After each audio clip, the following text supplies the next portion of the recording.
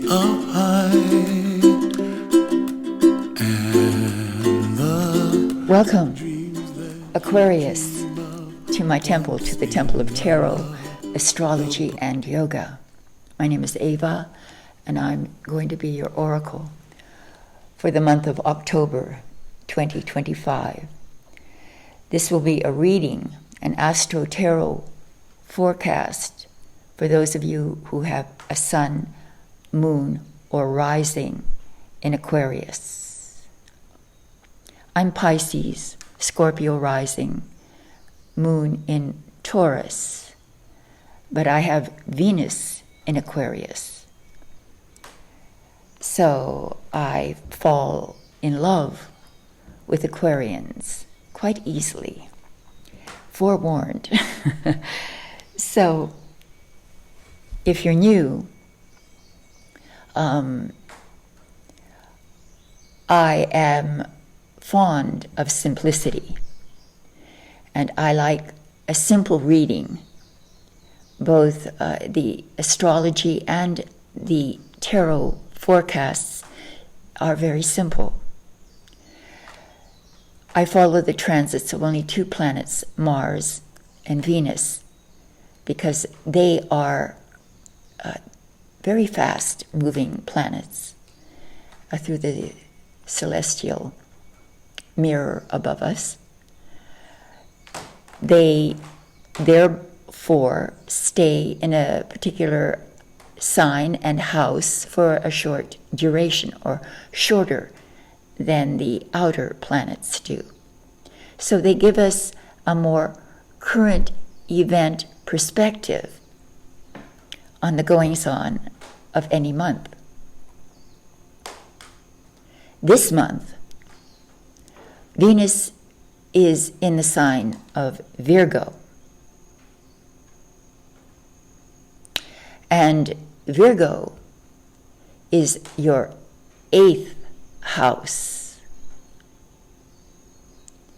Mars is in Libra, your 9th house.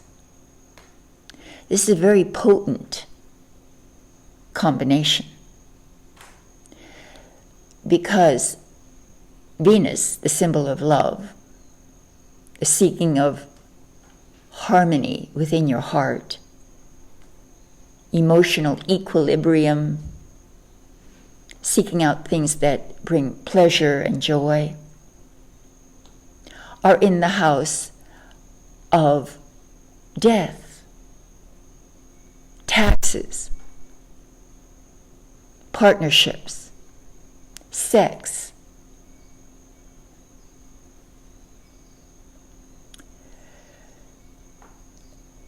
shared resources. So when Venus enters this sector, those areas are impacted with a huge dose of Venetian nectar, the nectar of love. Death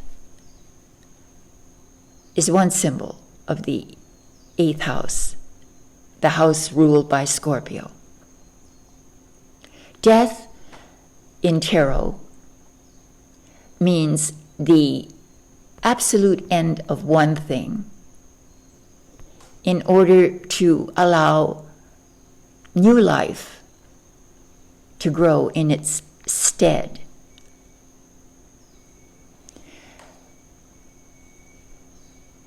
This can be applied to any situation where you must let go, release, let the past dissolve, let the issue dissolve, let the relationship dissolve.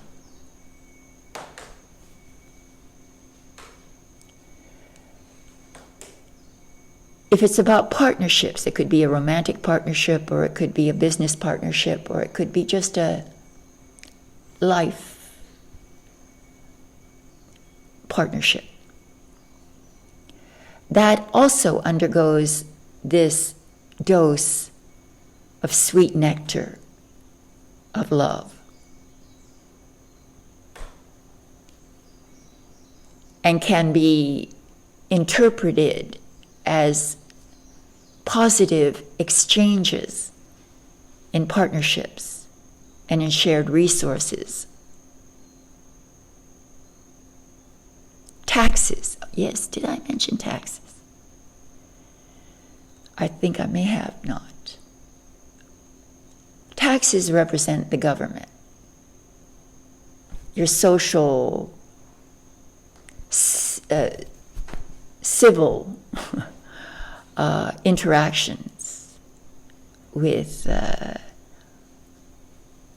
government or institutions or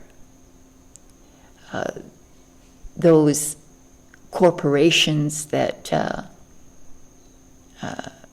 provide, that give service. So again, the ingredient of love is applied to any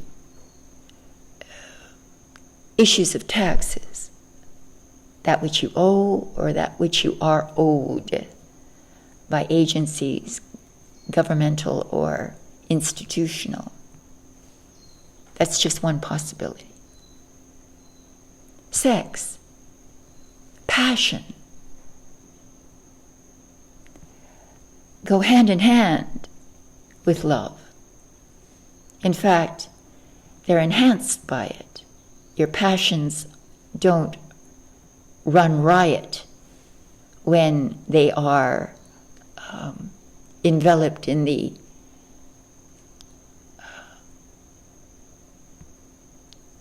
moderate power, the moderating power of love,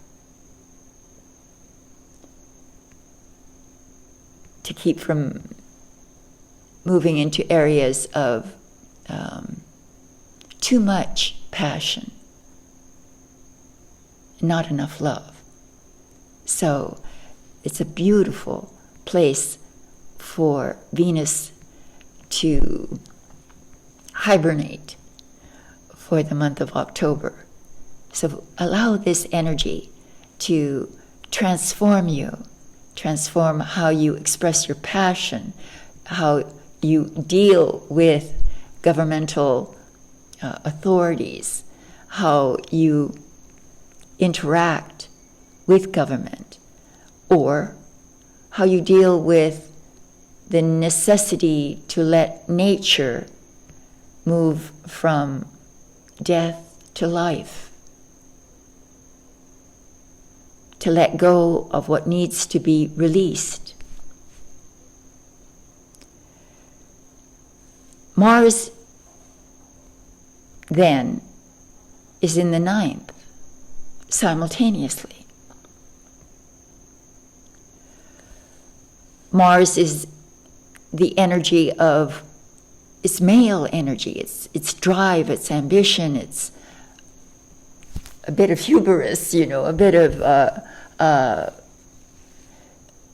bold self-expression, shall we say, uncurtailed by more civil energies of Venus. So it is in your 9th house of travel, international travel. So there may be some transformation that takes place in you on a very passionate level due to you reaching out for experiences in places that are unfamiliar or intriguing, interesting to you, and going there, having the energy to execute your desire to expand your horizons, either physical or emotional horizons, because Venus is in the 8th, to expand your horizons about what you can become passionate about. The ninth house is a spiritual house, though. The house of spiritual growth, spiritual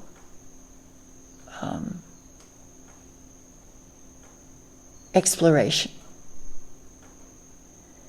So it's very philosophical. You could achieve this spiritual growth and expansion through physical travel or through psychic travel through various spiritual insights to gain self-awareness, a better understanding of why you do what you do, and where you want to go, what you want to be.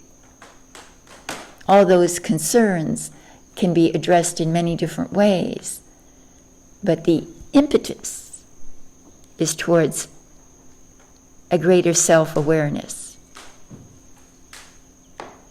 garnered through an expansion of your mind, your knowledge base. Education and learning are ways we do this on a more mundane level. But you could accomplish this also through inner exploration. Or again, let your adventure become the catalyst for greater expansion of who you think you are and what you think you can accomplish, so that you can accomplish more and go beyond yourself.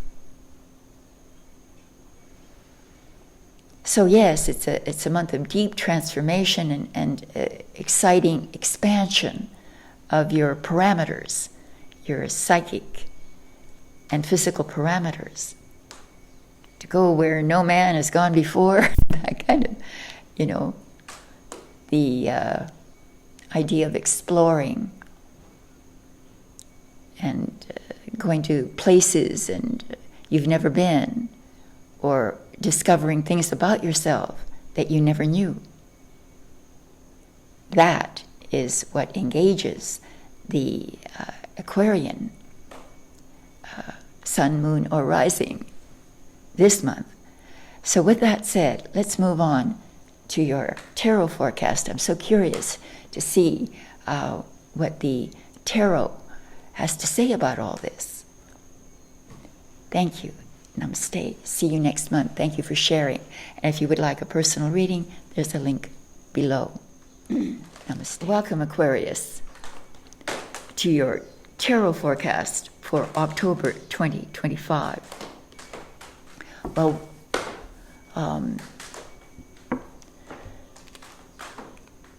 Venus in the 8th and Mars in the 9th are a very deep placements. Aquarians keep a lot of emotions covered, hidden. And when Venus is in the 8th house, there's a lot of revelations, internal revelations that may be taking place. So sometimes this disturbs the equilibrium, and that might be what Mars is all about, giving you an outlet for this inner disquiet, to understand it and to translate that into action that actually provides you feedback, information from your experiences to allow you to grow and break out of the shell of what was to what will be. All right. So if you're new, this is a 4-card spread, a simple spread. Now try to correlate it to the reading, if possible, so that we get deep understanding of the possibilities upcoming for October. So I'm going to insert 2 random reversals, and in a 4-card spread, if we get a reversal with only 2 reversals in the deck, it becomes a significant event. And I prefer this simple spread so that I can delve into the meanings of the symbols, which is the power of the tarot and the magic of the tarot. So you create 3 piles, and then you reassemble them into a single pile, and you're ready to begin your reading. The first card represents the overall mood or energy or theme, energetic theme of the month.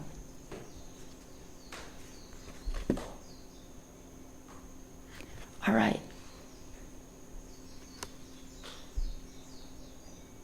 Wow. Here we have a family who is, through their body expression, with their arms lifted up, their children playing, they are in celebration of what? Of the end of a long journey. A journey that involved a lot of emotional ups and downs, good, bad.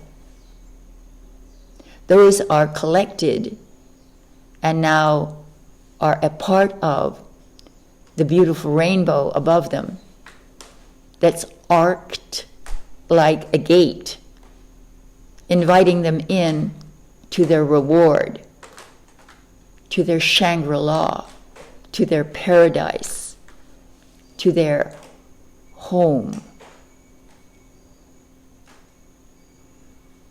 So it is a card of immense emotional celebration.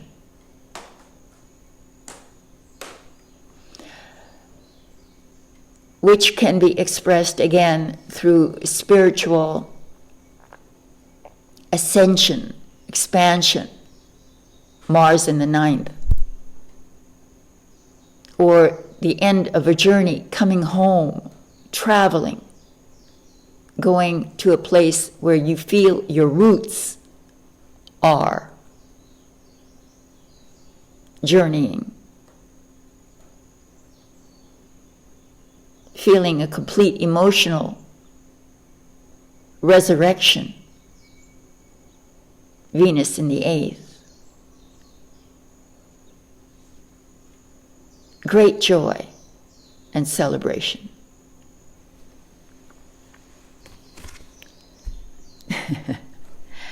Good. Very good. Your challenge. Well, the 3 of Pentacles. Here we have a scene in which you see 2 patrons, 2 people who are looking up at a younger man who's dressed in the garb of a builder, an architect perhaps, a structural engineer, a young man. They are contracting him to do work, the 3 of Pentacles, material work, which is collaborative. That is, there must be a collaboration between those who are commissioning him to do the work and the one actually executing the work. You can identify yourself with either side. If you identify as the apprentice, but very highly trusted and skilled worker who has now been commissioned to do a job that perhaps is a little beyond his actual abilities, skills, but he's undaunted. He doesn't care. He's confident in himself. He's elevated. They look up to him. So there is some kind of contractual circumstance where you are being given an opportunity to go beyond yourself in your level of craftsmanship, skills, talents, knowledge. You see, because we have Mars in the 9th, of knowledge, of education, of learning, of wisdom, knowledge per se. And this is a card that's portraying someone who's applying the knowledge he has and learning new knowledge, learning to apply himself to something that is going to let him grow in his craftsmanship, in his abilities. And if you identify as those patrons, then you must trust in the skills of those who may not have the knowledge yet, but whose enthusiasm and obvious confidence in himself and in his skills give you assuredness that this contract is good. So it's about this contracting and your attitude towards it. But threes are always about exchange between you and the one who is interested in collaborating with you so that you can share your skills with them. In the position of the unexpected. All right. We have the 10 of Wands. And we had another 10, remember? The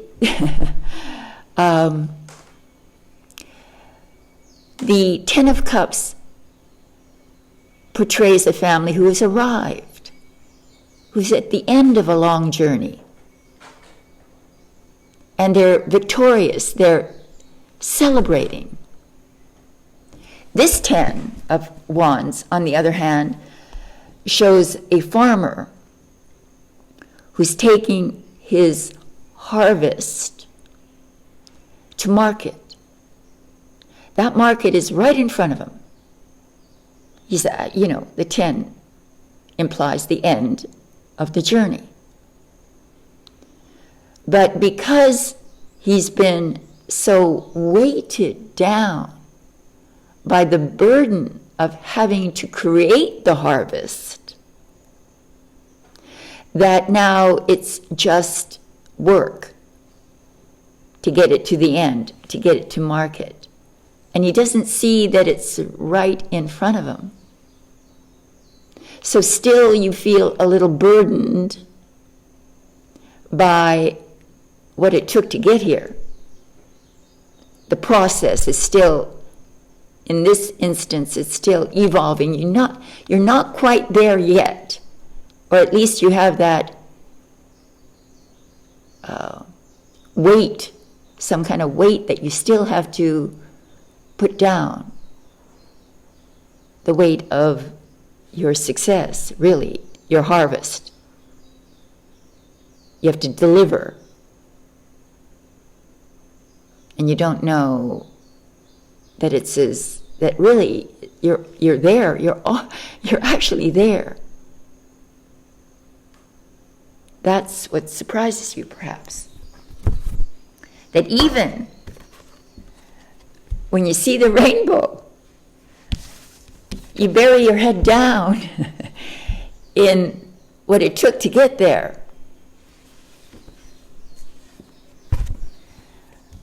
Always behind the times. All right, so how does it end? In domestic bliss, that's how it ends.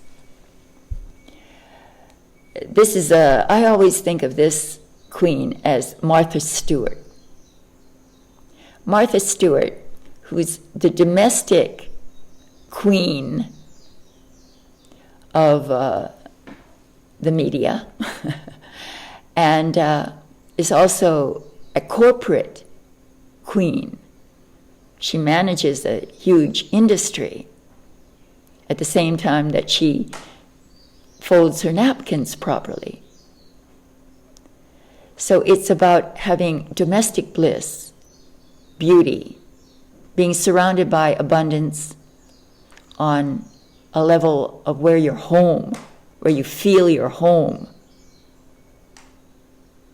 where your domestic environment is very abundant and full of love and material security. So you take charge. You see how she's mesmerized by that gold coin on her lap? She's contemplating what to do with her rewards, her plenty, her abundance, so that she can maintain the splendor of her abundance in the future. So it is a beautiful card because you embrace the end of the journey. You go home and you become the domestic goddess or god, enjoying your home, enjoying what you have, enjoying the plenty that you've created. I think this is beautiful. So thank you very much for joining me, liking, sharing, and subscribing. Wait for your magical pass. It should be coming up next, or I'll post it afterwards. Namaste. Thank you. There's links below if you would like a personal reading.